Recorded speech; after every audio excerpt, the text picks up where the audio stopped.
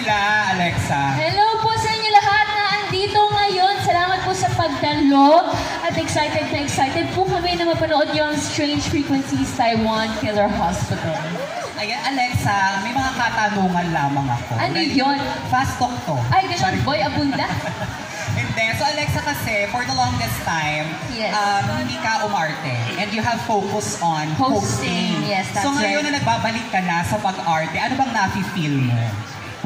Para sa akin kasi talaga, ang sarap na pumupunta ka kung saan-saan na hindi mo pa napupuntahan. Pag may hindi mo pa nagagawa, that's where I wanna go. I wanna always keep challenging myself. Amen. Yes. At ang bongga ng pagbabalik ni Alexa kasi yung pagbabalik niya, MMFF agad. Di ba? Ang galing ni God. Ang galing ni Lord. God. Yes. Thank you, God. Anong masisave or ano yung naging reaction mo nung nalaman mo na pasok tayo sa MMFF? Ay, grabe. Hindi ako makapaniwala kasi syempre lahat naman kaming mga artista nangangarap lang kami na makarating sa MMFF. Syempre puro mga bigating artista po. Ngayong 50th year ng MMFF. Grabe po yan.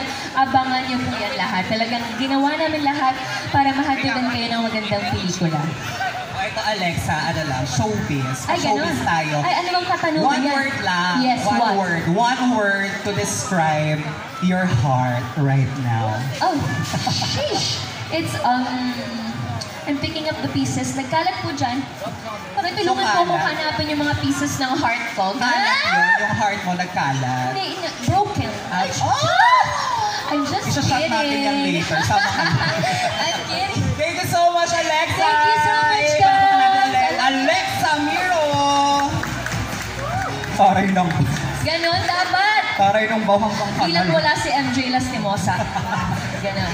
Thank you, guys. Thank you, Love Alexa. you. Ayan. Ready na ba sa susunod?